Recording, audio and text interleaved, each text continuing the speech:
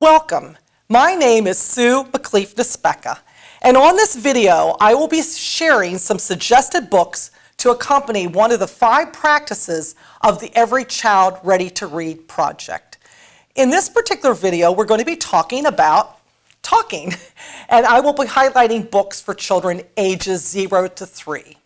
First, a few general guidelines about talking in relation to children ages 0 to 3.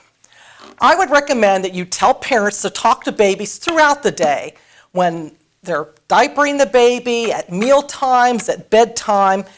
Tell parents to introduce babies to as many new words as possible. They can name items in their environment, when they're taking a walk, whatever. And repeat those words often so that babies learn how to pronounce them. Reading books and sharing books with a lot of different words is wonderful for this age. You can point out different animal names and colors, and when the child is able to talk, then they can say what color is the bear, for instance. So those are just some general guidelines for talking for these ages. Okay, the first book I have is called Making Faces, and it is a book of emotions. Actually, babies are making little faces. So in this particular incident, you can have children making the faces. The babies can be making the faces that the parent describes. But in this book, babies are also learning new vocabulary words. The next book is called I Love to Eat, and I like it because it's done in 3 languages: English, French, and Spanish. It is actually a point and say book where the parent can point to the object and label it, like bowl or cereal. But you can recommend to parents that when a child is very young, in the first year of life, for example, that they use it in another way besides a point and say book. I would actually tell parents to put the word in a sentence. For example, Mom gives you cereal every single morning. And then later, when the child is able to talk, you can use it as a point and say book, but in this case, the child will actually be saying the word instead of the parent. The next book is in a series. This one's called Where's the Giraffe? And this is a lift the flap book, but it's a little bit innovative because instead of paper, heavy board page flaps, they're actually made out of felt instead of paper. So it's a little bit innovative for today. And this names different animals such as lions, giraffes, crocodiles, elephants. So young toddlers are introduced to a vocabulary of words that may be just a little less familiar to them. Here's one that should be more familiar. It's called Farm Animals, and it is a whole book of different farm animals by the same guy who did the book called Dear Zoo, which we're going to be talking about momentarily. I like this because all the animals are very clear. It's very easy to see them. And again, it's like a point and say book, and the child can later join in and name the different animals, and in this case, maybe even name the sound that the animal makes. The next book is called Dear Zoo, and it is a lift the flap book. This is by the same illustrator who did the farm animal book. A young child is asking the zoo for a pet, and they send all different possibilities, but it turns out in the end that the best pet for this boy is a dog.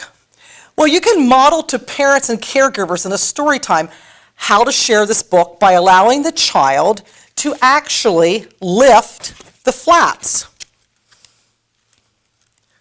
This is a good thing for them to do. They can name the animal that's underneath the flap. They could draw a picture of an animal they would like to have as a pet. So this book's been around for a long time. It's been over 20 years, but it's still very much a classic. Another series of books I like a lot is the series by William Beek, and it's about a character named Stanley. We have Stanley's colors, we have Stanley's numbers, we have Stanley's shapes. So let's talk about the color ones. Stanley and his little pal, who's named Woo, explore colors in this book.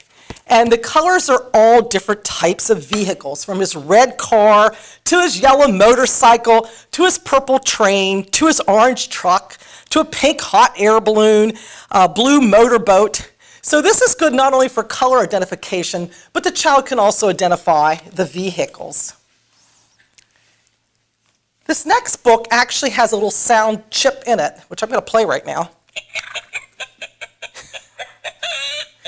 This is called Higgly Hen, but there's also Cuddly Cow. So it sounds like we have a farmyard right here. Well, let's talk about this series. Higgly Hen has hatched some eggs. She's getting off her nest and trying to, the eggs actually crack, so out come the little chicks, and then they disappear, and she's trying to find them. So when you press the little button, she's going along clucking all the way, trying to find her chicks again. This could also be used as a little counting book, because you could count the eggs that she has laid and before they hatch.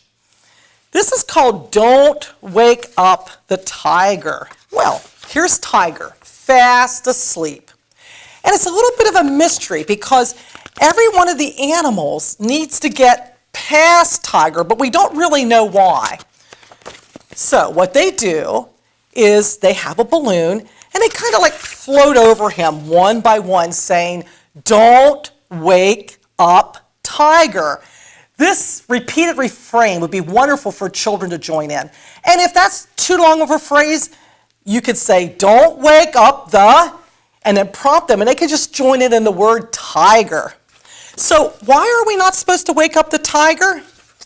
Well, when we get to the very end of the book, we find it is actually Tiger's birthday, and they were having a surprise party for him, and they wanted to have everything in place, including the cake. When we think about talking, one kind of book that's really good to use for babies and young toddlers are wordless books. But sometimes it's rather difficult to find wordless books that are for this lower level. I like this series by Pat Shorey's. It's a series about Jack the dog. And in this particular one, called Jack and the Missing Piece, there are actually alphabet blocks in it. So a nice little extension after sharing this book is to play with alphabet blocks. It's really easy to tell the story. You could share it even in a story time and have the children supply a couple words, but it's really done at this level, this young level. I'd say a 1-year-old, 2-year-old. This book is called A Good Day. 4 animals start out having a very bad day, but in the end of the book, their luck turns around. This is actually a color identification book. For example, here's Little White Dog who got her leash all tangled up in the fence, and Little Orange Fox who couldn't find his mother. So it's all color identification, very simple text for these young children, and a delightful little story. I want to thank you for joining me to hear about books that are good for children ages 0 to 3 on talking.